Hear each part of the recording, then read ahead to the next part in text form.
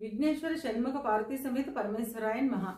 విశ్వావసు నామ సంవత్సర ఉగాది శుభాకాంక్షలతో వృషభ రాశి వారి సంవత్సర ఫలితాలు ఎలా ఉన్నాయో, చిన్న చిన్న పరిహారాలు ఏం చేసుకోవాలో చూద్దాం. మనం చెప్పుకునేవి సంవత్సర ఫలితాలు కనుక పెద్ద గ్రహాలైన గురువు, శని, రాహు, కేతువుల యుతి స్థితి గతుల ఆధారంగా ఫలితాలు ఉంటాయి. గురువు వృషభ రాశిలో సంచారం చేస్తూ మే 15వ తేదీన మిథునంలోకి ప్రవేశిస్తాడు. శని మీనంలో సంచారం చేస్తున్నాడు. రాహు మీనంలో సంచారం చేస్తూ మే 18వ తేదీన కుంభంలోకి ప్రవేశిస్తాడు. కన్యలో సంచరిస్తున్న కేతువు 18వ తేదీన సింహంలోకి ప్రవేశిస్తాడు. ఈ గ్రహస్థితిని ఆధారంగా చేసుకుని వృషభ రాశి వారికి విశ్వావసునామ సంవత్సర ఫలాలు ఎలా ఉన్నాయో, చిన్న చిన్న పరిహారాలు ఏం చేసుకోవాలో చూద్దాం. కృత్తిక 2, 3, 4 పాదాలు, రోహిణి 1, 2, 3, 4 పాదాలు, మృగశిర 1, 2 పాదాలు కలిపి వృషభ రాశిలో ఉంటాయి. వృషభ రాశికి అధిపతి శుక్రుడు. వృషభ రాశి వారికి ఈ సంవత్సరం ఆదాయం 11, వ్యయం 5, రాజ్యపూజ్యం 1, అవమానం 3. వృషభ రాశి వారికి ఈ సంవత్సరం చాలా యోగదాయకంగా ఉంటుంది. పట్టిందల్లా బంగారం అవుతుందని చెప్పుకోవచ్చును. మొత్తం మీద 12 రాశుల పైన ఆధిపత్యం చలాయించే రాశిగా ఈ రాశిని చెప్పుకోవచ్చును. చేపట్టిన పనులన్నీ సత్వరంగా సకాలంలో నెరవేర్చుతారు. మనోధైర్యంతో అత్యంత ఉత్సాహంగా ఉంటారు.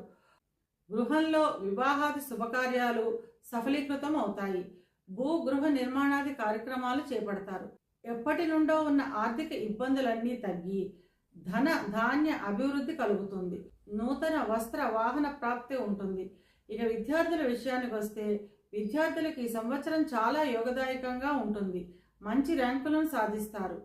పేరొందిన కళాశాలలో లేదా పేరొందిన విశ్వవిద్యాలయాల్లో సీట్లను సాధిస్తారు. విదేశాలకు వెళ్లే విద్యార్థులకు ఈ సంవత్సరం అనుకూలంగా ఉంటుంది. ఉద్యోగ ప్రయత్నం చేసేవారికి ఈ సంవత్సరం అత్యంత అనుకూలమని చెప్పుకోవచ్చును. కోరుకున్న ఉద్యోగం లభిస్తుంది.